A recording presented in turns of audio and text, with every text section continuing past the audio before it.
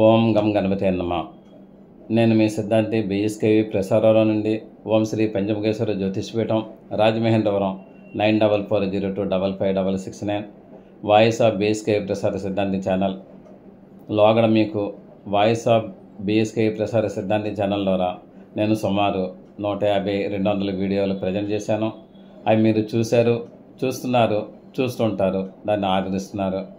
అయితే నేను ఇక నుంచి ఒక క్రమశిక్షణగా, ఒక డిసిప్లిన్ మేనర్గా, ఒక సంఖ్యామానంగా ఏం చేద్దాం అనుకుంటున్నానంటే, ఒక రోజుని జ్యోతిశాస్త్రం పాఠాలు, రెండో రోజుని వాస్తుశాస్త్రం గురించి పాఠాలు, మూడో రోజుని న్యూమరాలజీ గురించి లెసన్స్, నాలుగో రోజు ఉంది కదా, దాన్ని పూర్తిగా ఆధ్యాత్మికతగా వదిలేద్దాం అనుకుంటున్నాను.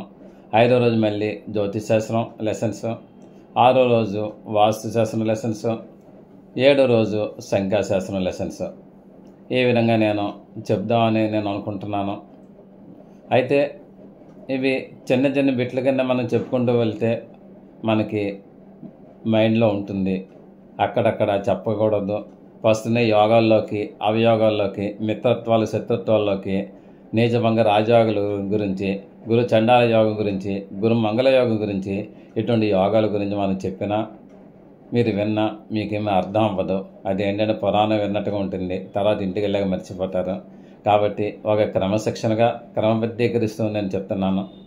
అయితే జ్యోతిశాస్త్రం గురించి ఇప్పుడు నేను ఉపోద్ఘాతం చెప్పడానికి నాకు ఇష్టం లేదు. అది చాలామందికి తెలుసు, తెలియవలసిన అవసరం కూడా లేదు. కనిపెట్టిన వాళ్ళు ఉన్నారు కాబట్టి మళ్ళీ కొత్తగా మనం కనిపెట్టక్కర్లేదు. అయితే ఈ జ్యోతిశాస్త్రానికి పంచాంగం అంటే ద్వారా తెలుస్తుంది. జ్యోతిశాస్త్రం మూలం పంచాంగం అంటే తిథి, వారం, నక్షత్రం, యోగం, కరణం, ఇవి 5 కలిసి పంచాంగం అంటాము. దీని మీదే మానవ యొక్క నిత్య జీవన విధానం ఆధారపడి ఉంటుంది. మనం చదువుకున్న వాళ్ళమైనా, చదువు రాని వాళ్ళమైనా, ఎవరైనా సరే తిథి మీద ఆధారపడతాము, వారం మీద కూడా మనం ఆధారపడతాము, నక్షత్రం మీద కూడా మనం ఆధారపడతాము. కాబట్టి దీని గురించి తెలుసుకోవాల్సిన బాధ్యత ప్రతి గృహస్థునికి కనీస కర్తవ్యంగా, కనీస బాధ్యతగా ఉంది. అయితే మనం దీన్ని నక్షత్రాలు గురించి మనం తెలుసుకోవడానికి ప్రయత్నించేద్దాం. నక్షత్రం అన్నది నాశనం లేనిది. ఆకాశంలో ఎన్నో కోట్ల నక్షత్రాలు ఉండవచ్చు. మనకి జ్యోతిశాస్త్రానికి అవసరమైన నక్షత్రాలను మాత్రమే మనము తీసుకోవడం జరిగింది. అవి ఏమిటంటే, ఒకప్పుడు 28 నక్షత్రాలు ఉండేవి. శ్రీకృష్ణ నిర్యాణానంతరం ఒక నక్షత్రం ఆయనతో పాటు కలిసి వెళ్ళిపోయింది. ఇప్పుడు 27 నక్షత్రాలు ఉన్నాయి. అందులో అశ్విని, భరణి, కృత్తిక, రోహిణి, మృగశిర, ఆరుద్ర, పునర్వసు, పుష్యమి, ఆశ్లేష, మక, పొబ్బ అంటే పూర్వ పొలగని, ఉత్తర అంటే ఉత్తర పొలగని, అష్ట, చిత్ర, అందరూ చిత్త అంటారు, చిత్రాల చిత్ర, స్వాతి, విశాఖ, అనురాధ, జ్యేష్ఠ, మూల, పూర్వాషాఢ, ఉత్తరాషాఢ, శ్రవణం, ధనిష్ట, శతవిషం, పూర్వభద్ర, ఉత్తరాభద్ర, రేవతి. ఇది 27 నక్షత్రములు. ఈ 27 నక్షత్రములను కలిసి నక్షత్రమాల అని అంటాము. ఈ 27 నక్షత్రాల మీద బేస్ అయి ఉంది మనకి శాస్త్రం అంతాను. ఇక గ్రహాలు మనకి 9 గ్రహాలు, కానీ 7 గ్రహాలే. రవి, చంద్ర, కుజ, బుధ, గురు, శుక్ర, శని, 7 గ్రహాలు. రాహుకేతువులన్నీ ఎక్స్ట్రా గ్రహాలు ఉన్నాయి, దాన్ని షాడో ప్లానెట్స్ అంటాము. అందుకు ఏంటంటే మనకి 7 గ్రహాలు, 2 రాహుకేతువులు షాడో గ్రహాలు, వెరసి 9 గ్రహాలు.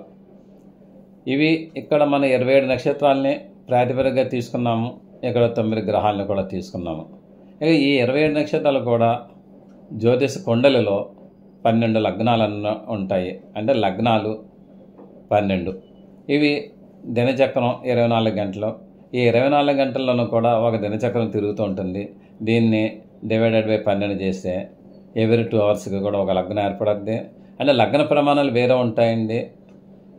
ఎందుకంటే 1:40 మేషలగ్నం ఉంటే, 2 గంటల 1 నిమిషం వృషభ లగ్నం ఉంటే, 2 గంటల 12 నిమిషాలు మిథున లగ్నం ఉంటే, 2 గంటల 12 నిమిషాలు కర్కాటక లగ్నం ఉంటే, 2 గంటల 6 నిమిషాలు సింహ లగ్నం ఉంటే, 2 గంటల 5 నిమిషాలు కన్యా లగ్నం, 2 గంటల 10 నిమిషాలు తులా లగ్నం, 2 గంటల 14 నిమిషాలు వృశ్చిక లగ్నం, 2 గంటల 7 నిమిషాలు ధనుస్సు లగ్నం, అదేవిధంగా 1:52 మకర లగ్నం.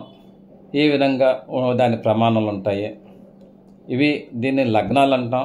అంటే ఇక్కడ నక్షత్రాలు 27, గ్రహాలు 9, 7+2.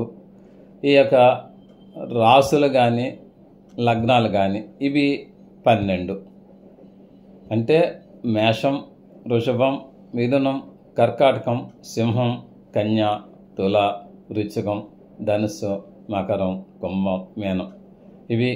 దీన్ని రాసులు అని అంటాం, లగ్నాలు అని అంటాం. ఇలా మనం చెప్పుకున్నాం. నక్షత్రాలు 27, రాసులు 6, లగ్నాలు 12, గ్రహములు 9. ప్రస్తుతానికి ఇవి జ్ఞాపకం ఉంచుకుంటే చాలు మనం. అయితే ఈ యొక్క 27 నక్షత్రాలను కూడా 12 రాశులకి విభజించారు. అంటే ఎలాగండి ఇట్ ఈస్ పాసిబుల్? 27 నక్షత్రాలు 12 రాశులకి విభజించారు. అంటే 12 × 24. ఇంకా 3 నక్షత్రాలు మనం ఏం చేస్తాం? అది కాదు అక్కడ లెక్క. అప్పుడు ఒక్కొక్క నక్షత్రాన్ని 4 పాదాల కింద విడగొట్టారు. అంటే అశ్విని నక్షత్రం ఉన్నట్టయితే అశ్విని 1వ పాదం, 2వ పాదం, 3వ పాదం, 4వ పాదం. అదే భరణి 1, 2, 3, 4. కృత్తిక 1, 2, 3, 4. అదేవిధంగా రోహిణి, మృగశిర, ఆరుద్ర, పునర్వసు, పుష్యమి, ఆశ్లేష, మఖ, పుబ్బ, ఉత్తర, హస్త, చిత్ర, స్వాతి, విశాఖ, అనురాధ, జ్యేష్ఠ, మూల, పూరాషాఢ, ఉత్తరాషాఢ, శ్రవణం, ధనిష్ట, శతభిషం, పూర్వభద్ర, ఉత్తర, రేవతి. ఇవి 27 నక్షత్రాలు.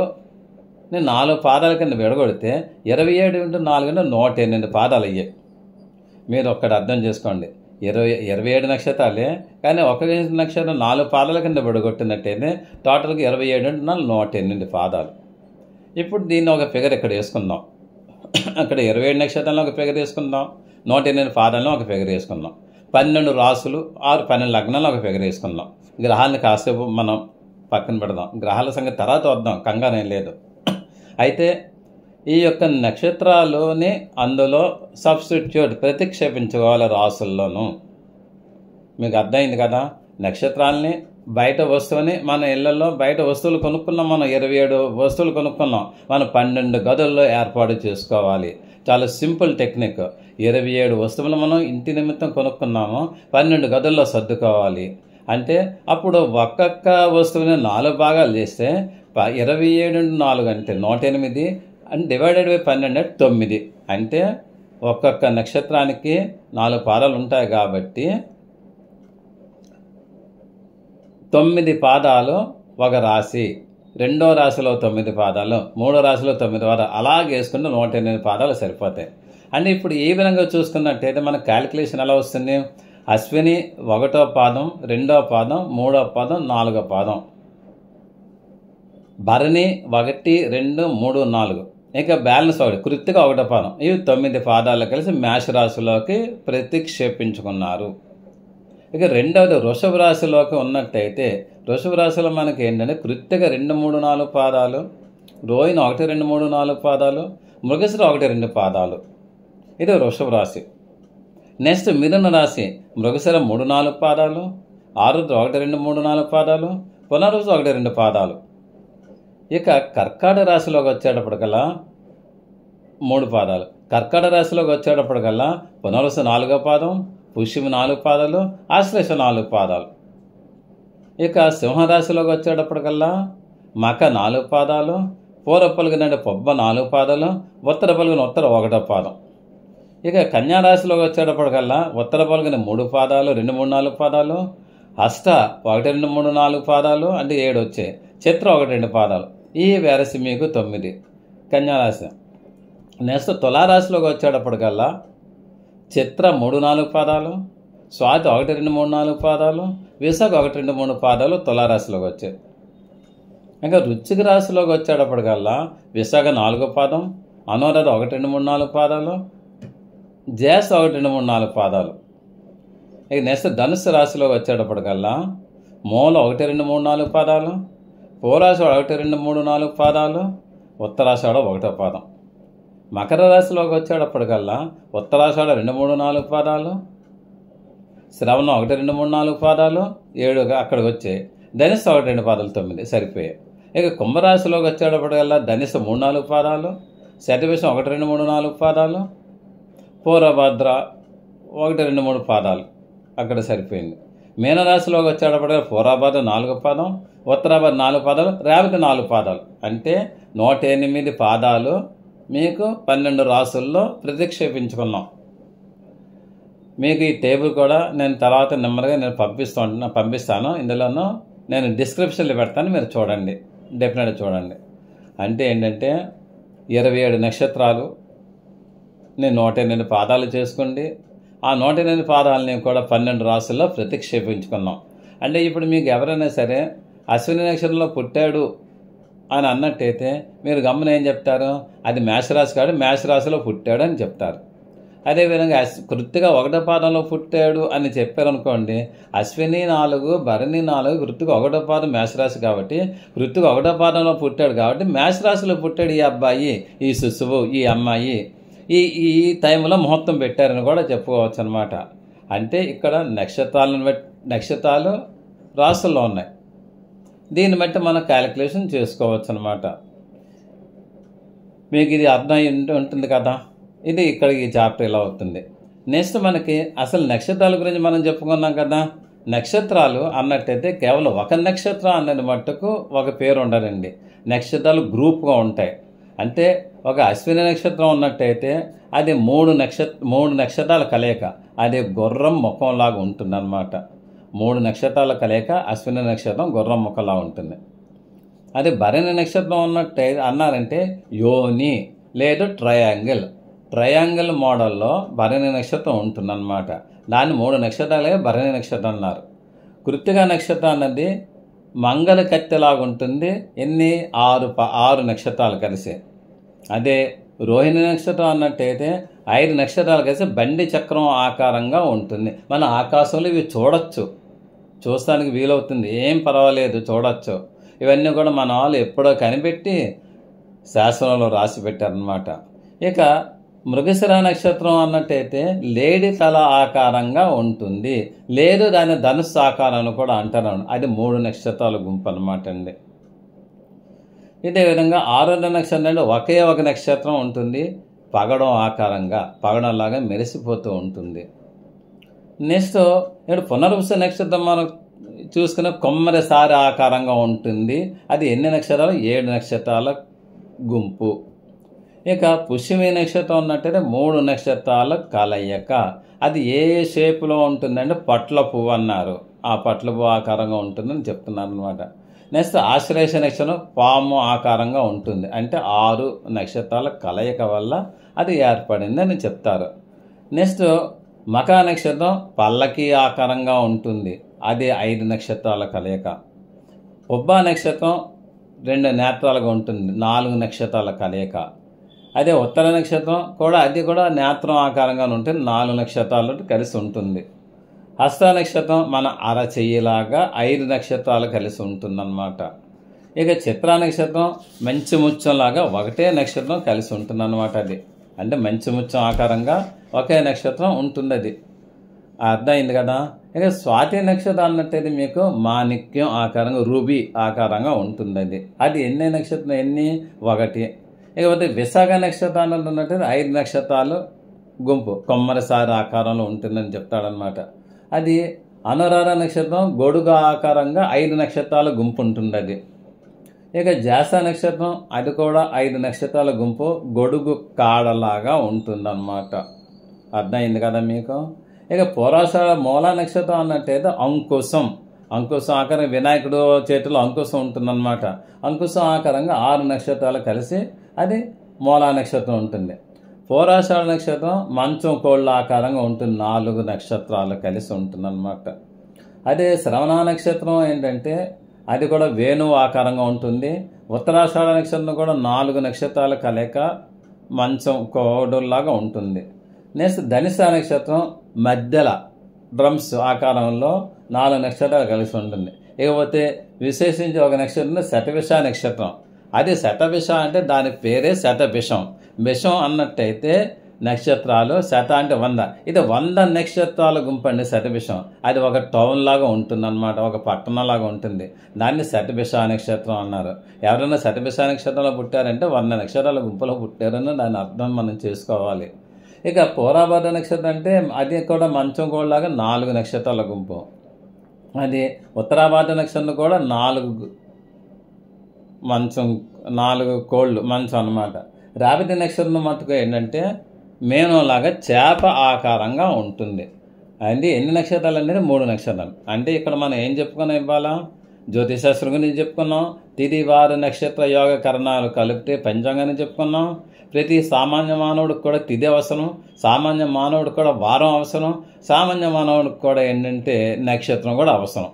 ఇది అవసరం లేని నాస్తికుడైనా గ్రహాల పేరు చెప్పే వారం చెప్పుకుంటాడు, నాస్తికుడైనా తిథులు చెప్పుకుంటాడు, నాస్తికుడైనా నక్షత్రం చెప్పుకుంటాడు. తప్పదు. ఆస్తికుడైనా తప్పదు. నువ్వు దేవుడిని నమ్మకపో, కానీ వాళ్ళు పెట్టిన జ్యోతిష శాస్త్ర ప్రకారంగా నువ్వు స్మరణ చేస్తూనే ఉన్నావు. ఇక గ్రహాలు చెప్పుకున్నాం కదా, రవి, చంద్ర, కుజ, బుధ, గురు, శుక్ర, శని, రావుకేతులు. నువ్వు నాస్తికుడైనా ఆస్తికుడైనా సిద్ధాంతాన్ని నమ్మినా జ్యోతిషాన్ని నమ్మినా నమ్మకపోయినప్పుడుకైనా సరే సూర్య భగవానుడు నమస్కారం పెట్టాలి. ఆయన ఇచ్చే విటమిన్ డి నువ్వు తీసుకోవాలి.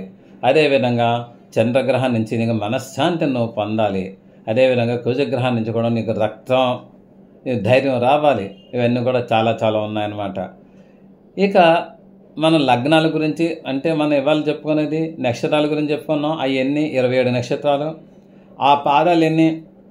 ఒక్కొక్క దాన్ని 4 పాదాలు, 27 4 108 పాదాలు. ఈ 108 పాదాలు కూడా 12 రాసులు నిక్షిప్తమై ఉన్నాయి. అంటే ఈ 108 డివైడెడ్ బై 12 9 పాదాలు ఒక రాశిలో ఉన్నాయి. అంటే ఏ పాదంలో పుట్టినట్టయితే ఆ రాశిలో పుట్టాడు ఆ అబ్బాయిని మనం చెప్పుకోవచ్చు. అదే లగ్నాల కింద కూడా మార్చుకోవచ్చు. బాగానే ఉంటుంది. గ్రహాల గురించి చెప్పుకున్నాము, ఈ అన్నిటి గురించి చెప్పుకున్నాం. ఇవన్నీ కూడా మీరు జ్ఞాపకం పెట్టుకోండి. మీరు ఈ యొక్క వారముల గురించి ఇవాళ నక్షత్రాల గురించి చెప్పాం, లగ్నాల గురించి, రాసుల గురించి చెప్పాం, నెక్స్ట్ గ్రహముల గురించి చెప్పాం. ఇక రేపు ఆ పాదాల గురించి చెప్పుకుంటూ ఆ నక్షత్రాల యొక్క స్వరూపాన్ని గురించి మనం చెప్పుకున్నాం. అంటే 100 నక్షత్రాల గుంపు సర్వేశ నక్షత్రం చెప్పుకున్నాము. కాబట్టి ఇవన్నీ కూడా మీరు జ్ఞాపకం ఉంచుకుంటారని నేను విశ్వసిస్తూ, మీరు ఈ యొక్క పనికిరాని జ్యోతిషం అని అనుకోవద్దు. ఈ యొక్క జనాల్లో పనికిరాని జ్యోతిషాన్ని, నానుడిపడిన ఈ పనికిరాని జ్యోతిషాన్ని, ఇది పనికి వచ్చే దమ్ము ధైర్యం ఉన్న జ్యోతిషాన్ని మీరు నిరూపణ చేయగల వాళ్ళు మీరు తయారవ్వాలి. మీ యూత్ నుంచి రావాలి. మీ చదువులు మీరు చదువుకుంటూ ఉండండి, మీ ఉద్యోగాలు మీరు చేసుకుంటూ ఉండండి, మీ వ్యాపారాలు మీరు చేసుకుంటూ ఉండండి, మీ సంసారం మీరు చేసుకుంటండి. ఒక్క పావు గంట జ్యోతిష్ శాస్త్రం మీద మీరు దృష్టి పెట్టండి. ఒక్క పావు గంట జ్యోతిష్ శాస్త్రం దృష్టి పెట్టండి, మీకు అవగాహన వస్తుంది. ఎప్పుడైతే అవగాహన వస్తుందో దాని మీద ఇంట్రెస్ట్, ప్రేమ పెరుగుతుంది. ఎప్పుడైతే ప్రేమ పెరిగిందో అది మనకు వశం అవుతుంది. అప్పుడు మనం రక్షిస్తుంది. శుభం భూయాత్. ఆయురారోగ్యైశ్వర్య అభివృద్ధిరస్తు. సదా భగవత్ సేవలో మీ సిద్ధాంతి వత్తుల శ్రీకృష్ణ వరప్రసాదరావు. అందరూ బాగుండాలి, అందులో మనము ఉండాలి అనే కాన్సెప్ట్ తోటి నేను, మీరు, మనము అందరూ ఉందాం. శుభం భూయాత్. అందరికీ నమస్కారం. ఈ వీడియో మీకు నచ్చినట్లయితే లైక్ చేయండి, సబ్స్క్రైబ్ అవ్వండి, మీ ఆత్మీయులందరికీ షేర్ చేయండి. మీ అమూల్యమైన అభిప్రాయంను కామెంట్ రూపంలో తెలియజేయండి. దూర ప్రాంతంలో ఉన్నవారికి, ప్రత్యక్షంగా మమ్మల్ని కలవలేని వారికి ఆన్లైన్ ద్వారా సర్వీసెస్ అందివ్వగలము. క్లాసెస్ కూడా కండక్ట్ చేయగలము. గూగుల్ పే, ఫోన్పే, ఆన్లైన్ ద్వారా మనీ ట్రాన్స్ఫర్ చేయవచ్చును. సదా భగవత్ సేవలో మీ సిద్ధాంతి వత్తుల శ్రీకృష్ణ వరప్రసాదరావు. అందరికీ మంచి కలగాలి, అందులో మనమందరము ఉండాలి. శుభం భూయాత్.